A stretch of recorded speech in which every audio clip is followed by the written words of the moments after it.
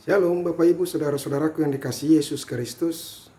Selamat berjumpa kembali dalam sapaan firman Tuhan untuk kita yang menjadi renungan, yang mengingatkan kita terus supaya kita jangan sampai menjadi orang yang lemah, apalagi setelah kita menerima kebenaran dari Kristus melalui Roh Tuhan akan penebusan Yesus Kristus untuk dosa-dosa kita, dan kita meninggalkan iman percaya kita, maka itu sangat berbahaya sekali.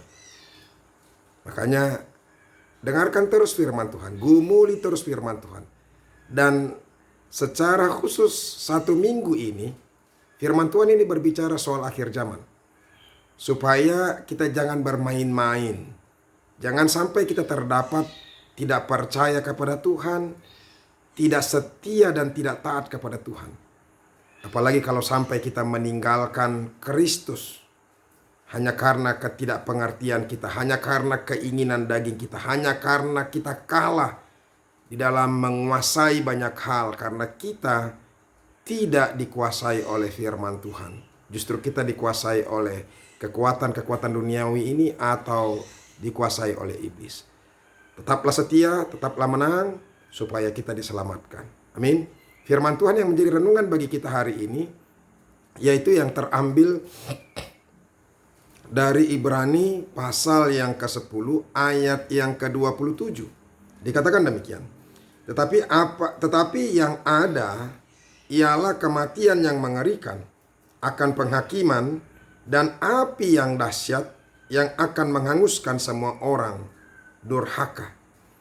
Sekali lagi saya bacakan supaya kita dengarkan dengan baik-baik. Tetapi yang ada ialah kematian yang mengerikan, akan penghakiman dan api yang dahsyat yang akan menghanguskan semua orang durhaka.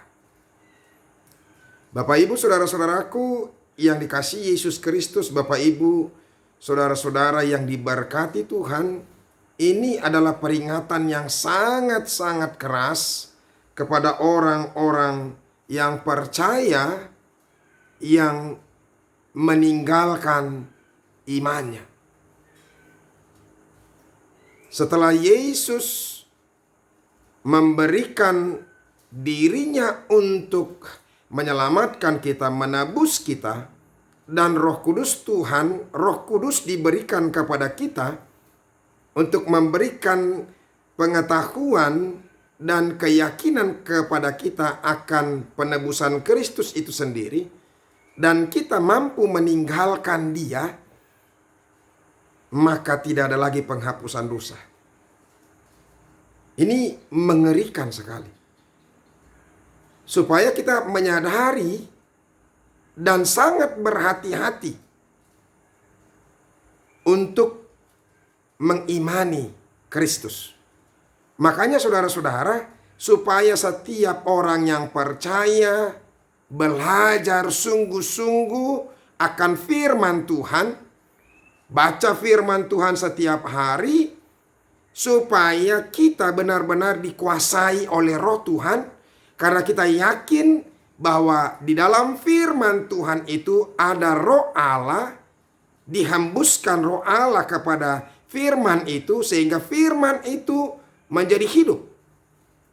Sehingga ketika kita mendengarkan firman Allah dan sungguh-sungguh menggumulinya di dalam hati kita dan merenungkannya, maka Roh Tuhan yang ada di dalam firman itu akan memberikan kuasa dan memberikan keterangan yang sebenar-benarnya kepada kita, sehingga kita akan dimampukan untuk mengerti setiap apa yang Tuhan maksudkan dalam kehidupan kita ini. Apa yang harus kita lakukan, apa yang harus kita imani dalam kehidupan ini.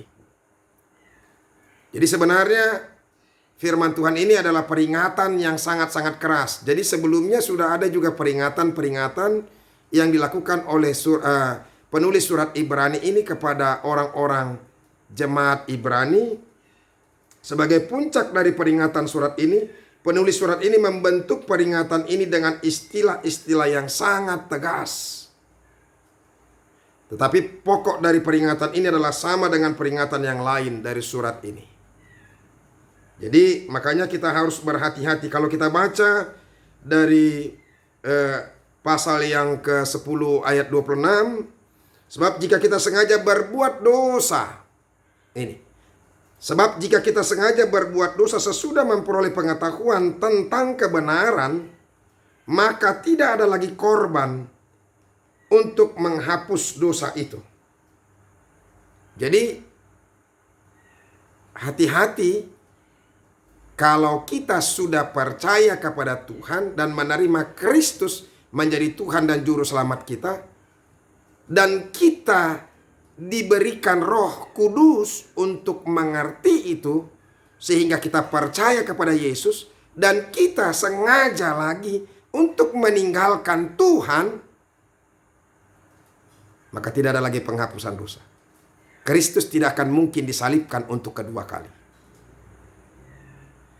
Kadang-kadang memang ada pertanyaan saudara-saudara dari orang-orang yang percaya.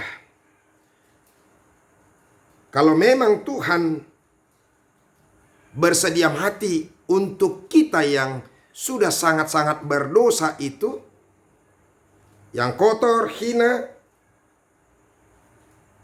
lantas mengapakah Tuhan tidak semurah hati itu terhadap kita setelah kita menjadi anak-anaknya? Ini pertanyaan yang kadang-kadang memang di satu sisi itu bisa benar. Tapi benarkah itu? Artinya kalau Tuhan dengan murah hati menerima kita orang-orang yang berdosa, bahkan dia sampai mengorbankan dirinya untuk menebus kita. Tetapi kenapa setelah kita percaya dan diterima menjadi anak-anaknya, tidakkah harusnya Tuhan lebih bermurah hati kepada kita? Nah, di sini letaknya. Hati-hati. Makanya firman Tuhan tadi berkata kepada kita saudara-saudara, kalau kita sengaja berbuat dosa sesudah memperoleh pengetahuan tentang kebenaran, maka tidak ada lagi korban untuk menghapus dosa. Sengaja berbuat dosa setelah atau sesudah memperoleh pengetahuan tentang kebenaran. Jadi itu berbeda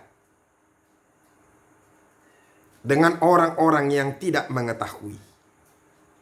Kalau buat saya terus terang, walaupun banyak penafsir, ini kadang-kadang perdebatan yang sangat-sangat hebat dari penafsir-penafsir Alkitab ini.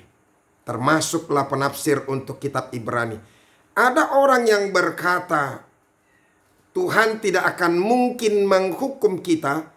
Tuhan tidak akan mungkin membuat orang yang sudah percaya dan ditebus dia menjadi orang yang mengalami penderitaan yang berat, sama seperti yang dikatakan tadi. Tetapi yang ada ialah kematian yang mengerikan dan api yang dahsyat yang menghanguskan semua orang. Ada orang yang menafsirkan, saudara-saudara, tidak akan mungkin Tuhan menghukum kita setelah kita boleh menerima dia, sekalipun kita meninggalkan Tuhan. Karena logika berpikirnya yang dia pakai, sedang ketika kita berdosa, ketika kita sangat kotor dan hina, kita diterima menjadi anaknya, ditebus oleh Tuhan. Masakan kita sekarang yang sudah menerima Kristus dan percaya, lantas kita tetap juga harus dihukum mati, bahkan sangat menderita. Itu logika mereka berpikir. Tetapi sekali lagi saudara-saudara, saya mau berkata, firman Tuhan ini hebat sekali. Sebab jika kita sengaja berbuat dosa, jadi orang-orang yang sudah diberitahukan kebenaran Tuhan itu dan sengaja berbuat dosa, bahkan meninggalkan imannya Kristus, terus terang memang saya setuju sekali dengan firman Tuhan ini. Tidak ada lagi penghapusan dosa. Dan yang ada adalah kematian yang mengerikan. dan api yang dahsyat yang sangat menghanguskan. Saya percaya bahwa orang-orang yang meninggalkan Kristus setelah diberikan pengetahuan oleh Roh Kudus, maka tidak ada lagi hal yang baik baginya. Penderitaan selama-lamanya. Penghakiman merupakan kelanjutan dari penolakan. Kebiasaan di bawah hukum Musa dikutip untuk menunjukkan perbedaannya. Hukuman akan menimpa semua orang durhaka. Dan penolakan dalam ayat 26 menempatkan orang-orang yang menolak itu dalam kalangan orang yang durhaka. Penghakiman ini akan merupakan suatu penghakiman yang dahsyat. Sebab satu-satunya korban pendamaian itu ditolak. Jadi artinya, siapa lagi yang mau melepaskan dia? Kalau kita sudah menolak Kristus yang bisa menebus dan menjadi satu-satunya yang bisa melepaskan kita dari kuasa maut dan kuasa dosa itu, lantas kita mau lepas dari mana? Siapa yang melepaskan kita? Makanya saudara-saudara, untuk orang-orang yang seperti ini ada 3 tuduhan yang dikatakan. Yang pertama, penghinaan terhadap Kristus yang dikemukakan dalam anak kalimat menginjak-injak anak Allah. Jadi mereka sudah menghina Kristus itu ketika sengaja berbuat dosa dan meninggalkan Kristus. Makanya berhati-hati, kita harus sungguh-sungguh belajar. Saya selalu katakan, ada begitu banyak orang yang meninggalkan Kristus karena dia tidak pernah membaca firman Tuhan, tidak pernah beribadah, tidak pernah berdoa. Semua kegiatan-kegiatan roh itu dia jauhkan. Maka dia tidak memiliki pengertian yang benar. Saya percaya ketika orang membaca firman Tuhan seperti yang saya katakan tadi, ya, bahwa Roh Tuhan akan bekerja. Karena di dalam firman Tuhan itu, Roh Tuhan itu hidup dan berkuasa. Makanya setelah orang mendengarkan firman Tuhan, betul-betul memberikan hatinya untuk mendengarkan firman Tuhan, maka roh itu akan bekerja dalam hatinya. Demikian juga ketika dia mau dituntun oleh Tuhan untuk pergi beribadah, memuji Tuhan, sebenarnya ibadah yang dikatakan di sini bukan hanya sekedar untuk datang ke gereja, bukan sekedar itu. Memang kita harus bertobat untuk memahami itu. Ada begitu banyak orang yang selalu mengatakan bahwa, kalau kita lihat ayat yang ke-25, sebelum ayat ini, janganlah kita menjauhkan diri dari pertemuan-pertemuan ibadah kita, seperti yang dibiasakan oleh beberapa orang. Tetapi marilah kita saling menasihati dan semakin giat melakukannya menjelang hari Tuhan yang mendekat. Ada banyak pendeta, ada banyak hamba Tuhan yang selalu membawa firman Tuhan ini hanya persoalan tentang ibadah. Ibadah dalam arti ansi ibadah, dalam liturgi itu. Kalau saya mengatakan saudara-saudara, bukan hanya sebatas itu. Makanya gereja itu tempat persekutuan orang-orang yang dipanggil di dalam satu menjadi tubuh Kristus.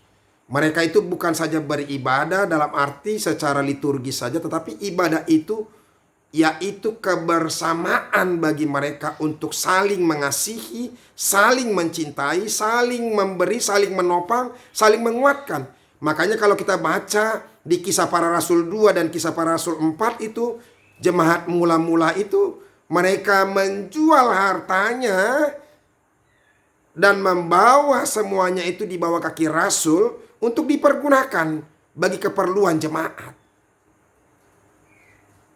Ibadah secara liturgis itu tidak akan bermanfaat, berguna bagi kita kalau kita sendiri tidak mau memahami persekutuan, kebersamaan yang saling mendukung, saling mengasihi, saling mencintai yang ada di dalam. Itu. Jadi makanya kita harus beribadah, sambil bersekutu bersama-sama, saling mengasihi, saling mengenal, saling menopang satu dengan yang lain. Itu tuduhan yang pertama, penghinaan terhadap Kristus yang dikemukakan dalam anak kalimat menginjak-injak anak Allah.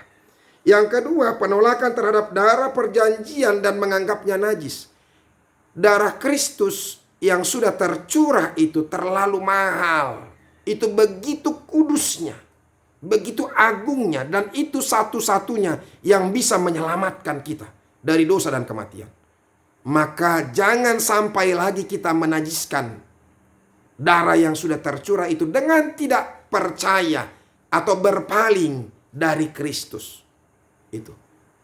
Dan yang ketiga tuduhannya, saudara-saudara, tindakan menganggap rendah oknum dan karya Roh Kudus.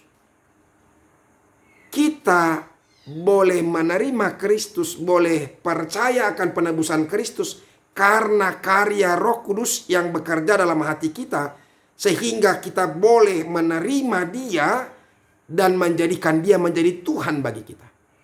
Hanya karena Roh Tuhan. Kalau tidak karena Roh Tuhan, kita tidak akan mungkin bisa percaya. Makanya banyak orang tidak bisa menerima Kristus karena tidak dihinggapi oleh Roh itu, sehingga dia dibimbing untuk betul-betul mengenal dan mengerti arti penebusan dan pengorbanan Kristus di dalam hidupnya. Oleh karena itu, saudara-saudara, sekali lagi melalui firman Tuhan ini diingatkan kita, ya, tetapi yang ada ialah kematian yang mengerikan.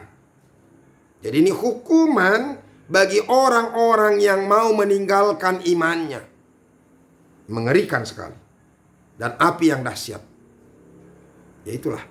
Oleh karena itu, saudara-saudara, mari sungguh-sungguh percaya kepada Tuhan, mendengarkan firman Tuhan supaya kita bisa diarahkan semakin mengerti apa yang Tuhan maksudkan, apa yang Tuhan lakukan sudah kepada kita. Sehingga kita tetap setia dan taat. Karena penghakiman Tuhan akan segera datang. Semoga firman Tuhan ini bermanfaat bagi kita. Tuhan Yesus memberkati kita. Amin. Kita berdoa. Kami bersyukur Tuhan, berterima kasih kalau kami boleh mendengarkan firman-Mu yang meneguhkan kami. Supaya kami sungguh-sungguh semakin percaya kepada Tuhan. Dan meyakini kematian-Mu dan penebusan-Mu itu jalan satu-satunya buat kami boleh diselamatkan. Sehingga jangan sampai pernah kami merendahkan pengorbanan-Mu ya Tuhan. Terima kasih Yesus. Dalam nama-Mu kami berdoa dan mengucap syukur. Amin.